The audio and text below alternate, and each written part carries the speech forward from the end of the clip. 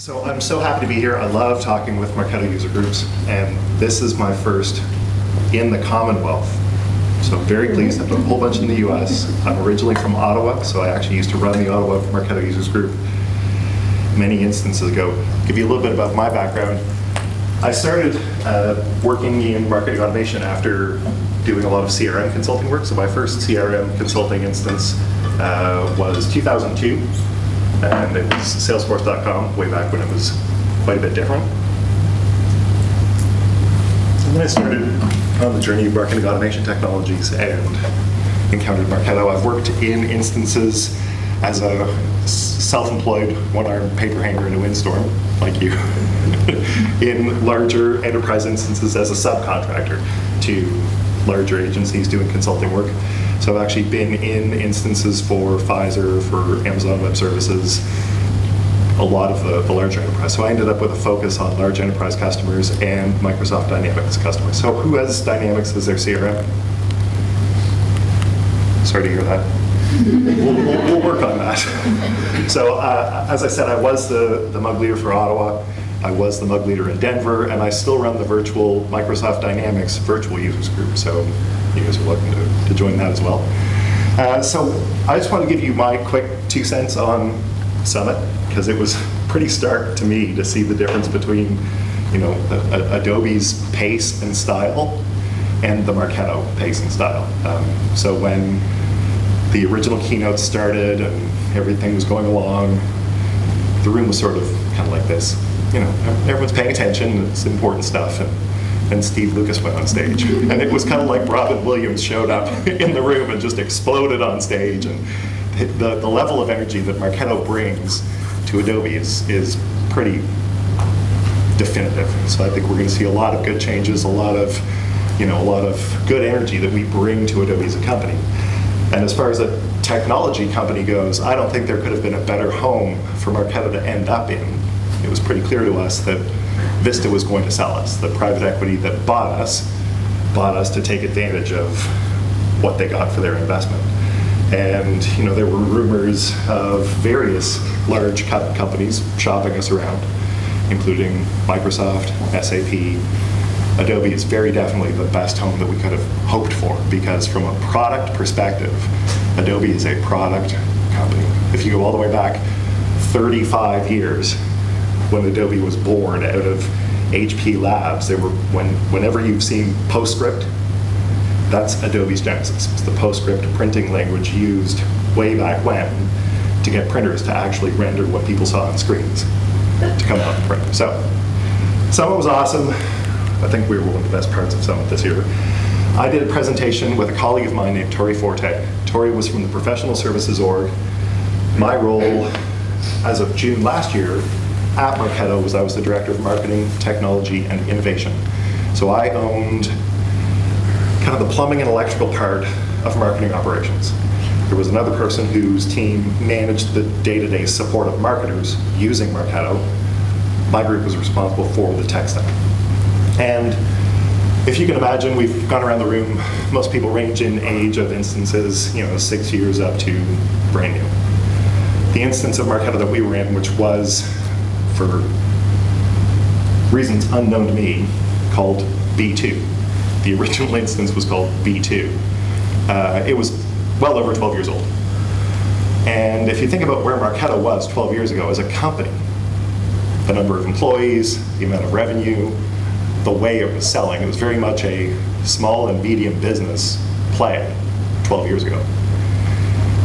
It's also the instance that our product development organization had best access to. So that instance itself became a playground, not only for sales VPs and marketing VPs to come up with their next best play for how they wanted to sell Marketo, but also for the development team to come up with new features and try new things. And sometimes they worked and sometimes they failed. And for that whole 12-year period of time, the company was growing, the company was moving. There were hundreds of administrators that came through that instance, hundreds of Salesforce administrators that made changes to the Salesforce instance that it was connected to. So as an instance, it had become pretty cumbersome. And there was a mandate within Vista to align all of the companies they owned to a standard tech stack. So Salesforce and Marketo with a standard set of reporting fields, with Salesforce enabled using the new Lightning interface because of the reporting capabilities that came along with Lightning. This mandate was, there was no discussion. It had to happen. And what we did is we had two projects. One was Project Phoenix, which was the rebuild of Salesforce, and Meta. So I'm going to talk specifically about Meta, which was the rebuild or renovate for the Marketo part of that formula. The original time frame, as I said, I joined in that role in June. The project really started in February of 2018. From February to June, there were long, drawn-out conversations about could we engineer a fix that would take out all of the technical weeds that had grown over the years? What would the data model look like? How could we proceed? What would be the best way to get where we were going? And Vista basically said, well, you guys figure out what you want to do because you need to go live the 10th of September. We had proposed 16 months. They gave us 7, really. So the project kind of languished for a period of time from February to June. And then they sort of looked at what I was doing at Marketo and said, hey, here, can you go do this?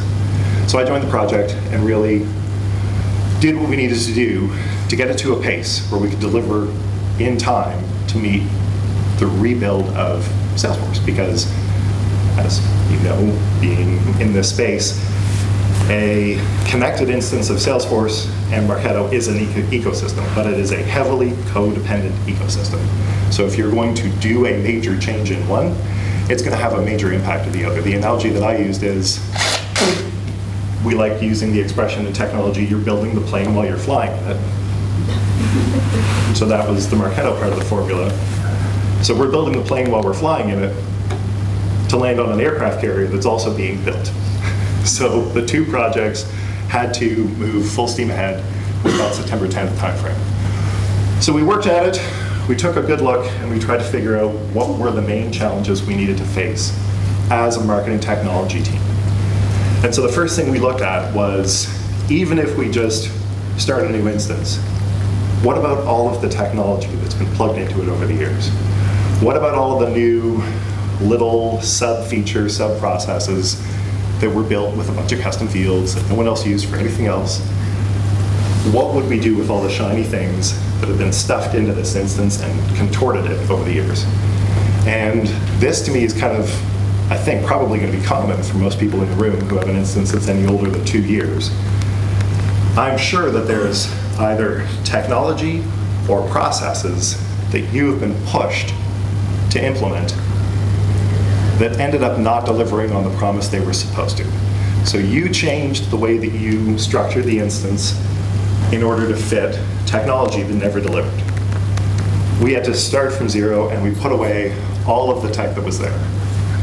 And we began building with fundamental principles in mind that an ecosystem between a CRM and Marketo is a set of 4 things working in harmony. And at the very top, you have a business process. And you could describe that business process as broad as the entire customer journey, or you could be as focused as saying, we run webinars, and that's a process. So any business process has a cast of characters. There's the prospect who's coming to your website, being cookied for the first time. There's the marketer who's come up with a campaign to try to attract that person to go from being anonymous to being identified. There's the salesperson waiting for that anonymous person to be identified to AQL so that the salesperson has something they need to speak to. So all of the characters need data, which is the next level. So at any given point in the business process, there's a minimum set of data needed by all of the people at that stage in the process to do the process effectively. You don't want to give them too much data or give them data that's going to stale out that you can't then maintain. So those are the 3 top fundamentals. The last thing you worry about is a technology platform that serves the data to the people in the process. And what you can see symptomatically in An organization where this is out of alignment is you hear about one or two of those things first. I don't have the data I need to send the customer something, or the people are not getting the things they need at the right time in the process. So fundamentally, this is the circumstance that we found ourselves in. And the other thing I'll say, and this is more geared to the sort of technical consultant, Marketo consultant type people in the room, symptomatic of the maturity level of an organization is, what do they talk about first? If the first thing they talk about is the technology, then they don't have enough experience to know, okay, well, we first need to figure out, do we have the right processes in place? So we pushed everything away from the technology side because we knew we were rebuilding Salesforce and we knew we were getting a new instance of Marketo. And we revisited, what are our processes? What are the people? What's the data that's needed? The other thing we did, which is critical in a project this size, is this kind of a project is not a part-time job. In our instance, partly also because of the compressed time scale, these were the project resources basically full-time, except for me, just lazily showed up in June. But from February to September, this was the team who had one job, and that was a new instance. By the way, anytime you have questions or things, feel free to just shoot a hand up in the air. So, the path that we took was auditing the instance, building a governance framework to support the new instance, and then doing the migration and training. So, that path is a critical path. And if you're going to protect the investment that you make in realigning, rebuilding, or doing any kind of change, you need to ensure that you build the framework around it to support the outcome that you're building for, or else you're going to be revisiting this whole process 12 to 18 months down the road. And this deck will be available to you guys. I realize I'm kind of slowing down, but the key things that we found when we did the audit, there's actually 2,800 fields that were removed from Salesforce when they went through their data model exercise and realized probably don't need 9 different versions of lead source. Probably can get it down to a reasonable number, like 1. And then on the inside of the Marketo instance, I gotta be polite because I work with these people and this is being recorded. Various skill levels and experience had over time created a vast library of dumb lists, we called them, because they were not smart lists. Because people would nest various smart lists. And there were a couple of examples we had where the nesting was 7 layers deep. And at each layer, they were calling more than 60% of the database. So if you pulled the top level of that list and put it into a program and looked to see what the audience was going to be in the end, it could take days for it to actually go through. This data set was about 3.7 million records. So more than 25,000 live smart campaigns. Anyway, it was a mess. So we built that governance framework.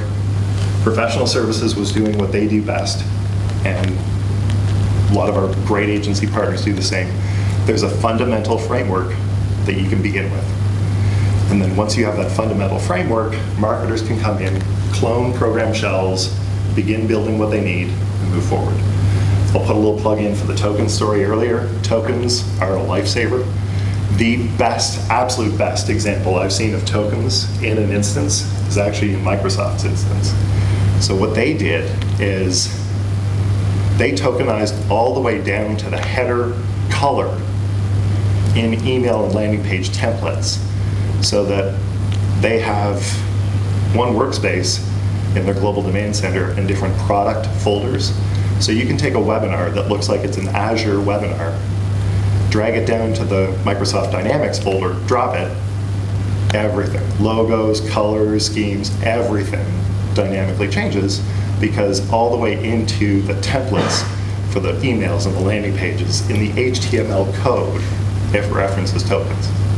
So tokens, when deployed very cautiously, but in a very bright way, can be a lifesaver. Multiple brands, multiple geographies, tokens, a little side plug for good tokening.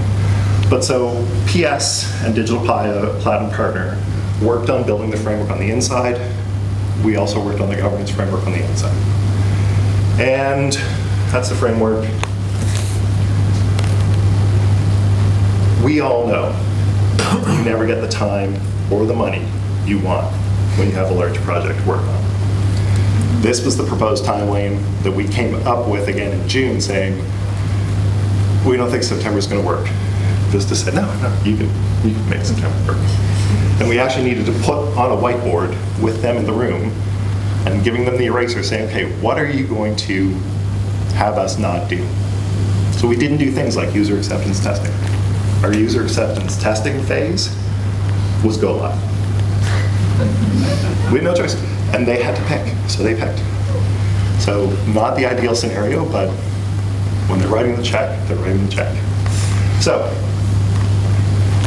when I talked about the governance framework, we came up with 5 guiding principles for the way we wanted our marketing operations team to make best use of Marketo. I don't need to read all of these, but a couple of the ones that I think are critical is 3 and 4.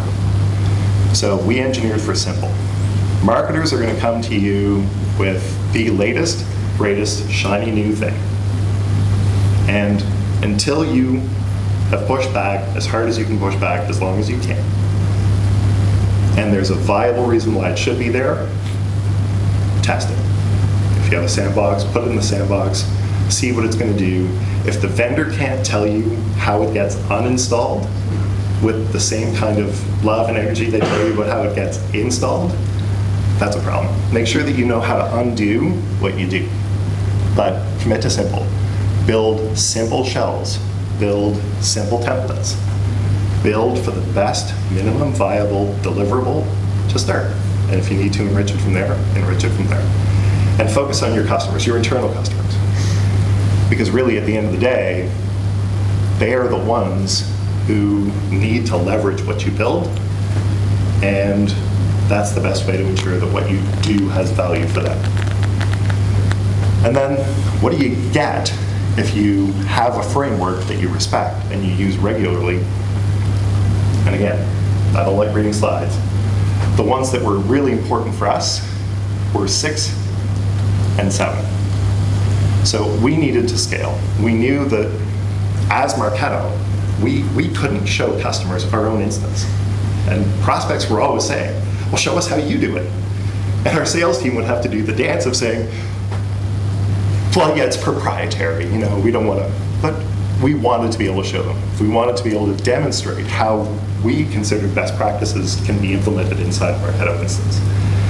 And we needed to do that with the idea that we know what it feels like to be in an instance that wasn't designed to go from $10 million to $400 million. If we're in that $400 million rate, this was before the acquisition, so we didn't know what was coming.